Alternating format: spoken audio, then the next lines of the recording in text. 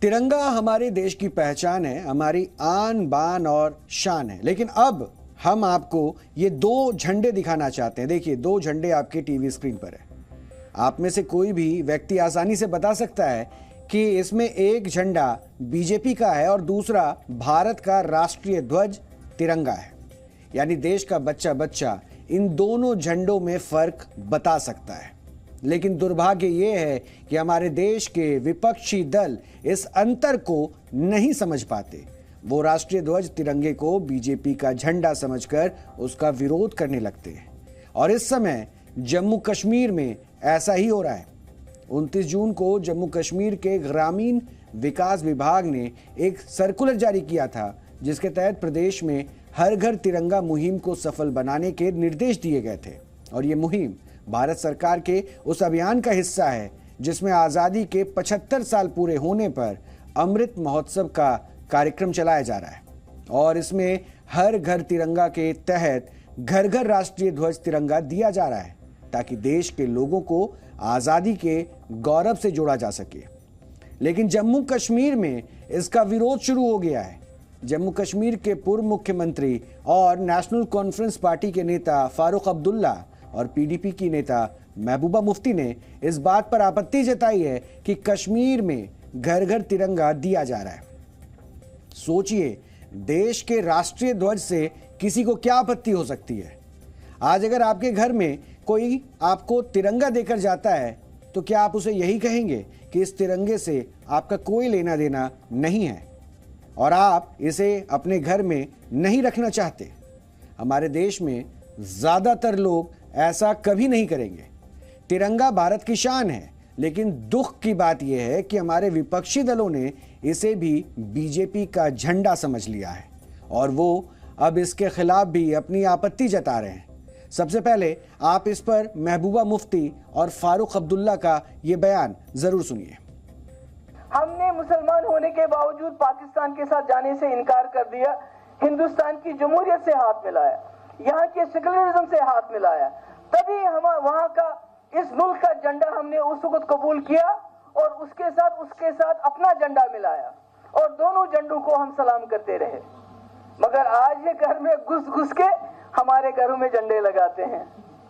अरे झंडा लगाने कोई ये घुस के मारने वाली क्या बात है क्या कोई? ये तो हर झंडे की, हर मुल्क के झंडे की जो है एक इज्जत होती है।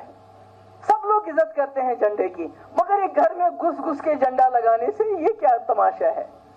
ये तो खुद उस झंडे की इज्जत नहीं करते हैं। खुद कहते हैं हमें भगवा झंडा चाहिए, हमें तिरंगा नहीं चाहिए, और हमें यहाँ आके सबक सिखाते हैं। घर में तिरंगा कैसे देखते हैं इसको?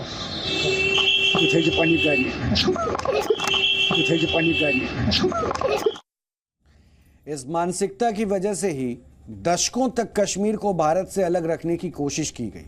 कश्मीर में अलगाववाद को बढ़ावा दिया गया और यह बताया गया कि कश्मीर भारत का हिस्सा नहीं है, जबकि कश्मीर भारत के ओजस्वी मुकुट की तरह है, जो अनुच्छेद 370 हटने से जम्मू कश्मीर में पूरी व्यवस्था बदली। कुछ पॉइंट्स में मैं आपको कुछ समझाना चाहता हूं, इसे जरूर समझिए, जुड़िए, क्योंकि पहले जम्मू कश्मीर के पास विशेष राज्य का दर्जा था, लेकिन अनुच्छेद 370 हटने के बाद यह समाप्त हो गया। पहले वहां लोगों के पास दोहरी नागरिकता थी, वो जम्मू कश्मीर के भी नागरिक थे और भारत के भी नागरिक थे, लेकिन अब देश के बाकी लोगों की तरह वहां भी एक ही नागरिकता है। इसके अलावा पहले यह कानून था कि जम्मू कश्मीर की कोई लड़की भारत के किसी राज्य के लड़के से शादी करती है तो उसके परिवार की संपत्ति में अधिकार खत्म हो जाता है और इसके बच्चों की जम्मू कश्मीर की नागरिकता भी वहां पे खत्म हो जाती है। लेकिन अब ऐसा नहीं है।